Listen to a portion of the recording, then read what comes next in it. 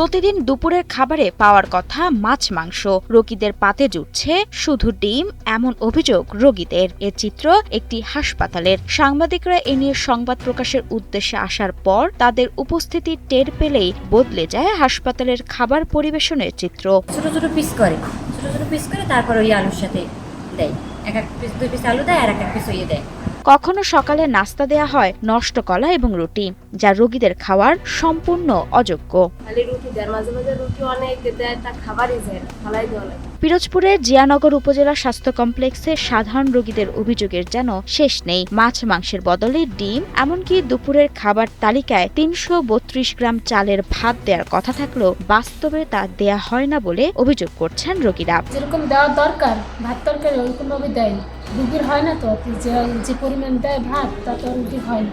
এছাড়াও ডায়েট চার্টে যে পরিমাণ মাছ মাংস থাকার কথা, চার্ট অনুযায়ী সেই পরিমাণ খাবার পরিবেশন করা হয় না। এসব অভিযোগের ভিত্তিতে 71 টেলিভিশন স্বাস্থ্য কমপ্লেক্সে সংবাদ সংগ্রহের উদ্দেশ্যে যায়। যে রানের যে গোশটা, ওই গোশটার সাথে কোনো গোশ থাকে না, ওই গোশটা নামাই ফেলায়, মানে সাইডে নামাই ফেলাইয়া শুধু হাড্ডিতে রাখে, আর হাড্ডির সাথে অল্প কিছু গোশ রাখে। আজকে সাংবাদিক আসার কারণে অনেকটা বেশি দিয়েছে। এমনকি 2 বেলার খাবার একসঙ্গে দেয়ায় নষ্ট হচ্ছে রাতের খাবার, ফলে মাঝে মধ্যেই অভুক্ত থাকতে হচ্ছে যন্ত্রণায় কাতরানো রোগীদের। আমাকে একদিনও বলে না যে খাবার নষ্ট হয়ে যায়। আমি তো বিকালের ভাত তরকারি রান্না করিয়ে গরম গরম দিই। চলেন আপনি রুগীর সাথে আমি কথা বলি।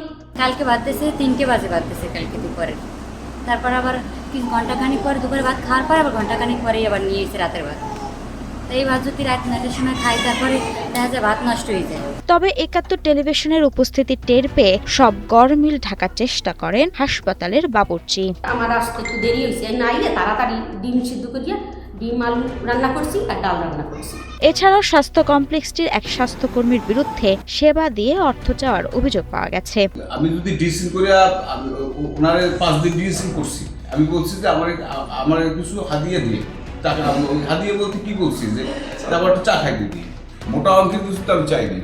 এ বিষয়ে ঠিকাদার ইয়াসিন রিফাতের কাছে জানতে চাইলে তিনি অভিযোগ অস্বীকার করে বলেন, ডায়েট চার্ট অনুযায়ী হাসপাতালে প্রতিদিন খাবার সঠিকভাবে পাঠানো হয় এবং বাবুর্চি সেটা বুঝে রাখে। সকালবেলা প্রতিদিনই আপনাদের খাবার নার্সিং সুপারভাইজার এবং ওনাদের দায়িত্ব থাকে, ওনাদের আমার দায়িত্ব শুধু খাবার সাপ্লাই দেওয়া ওই পর্যন্ত, কিন্তু তারপরে কি ওই যে আপনার রোগীদের খাবারে পরিবেশন করা বা কিছু, এটা তো অশ্লীল বক্তব্য হতে। পূর্বেও এ ধরনের অভিযোগ পাওয়ায় ঠিকাদারকে শোকজ করা হয়েছে। এবারও যে অভিযোগ পাওয়া গেছে তার সত্যতা পাওয়া গেলে ঠিকাদারের বিরুদ্ধে ব্যবস্থা নেওয়া হবে বলে আশ্বাস দেন ইন্দুরকানী উপজেলার স্বাস্থ্য ও পরিকল্পনা কর্মকর্তা। এর পূর্বে এ ধরনের অভিযোগ আমার কাছে আসলে আমি অলরেডি ঠিকাদারকে শোকজ করেছি।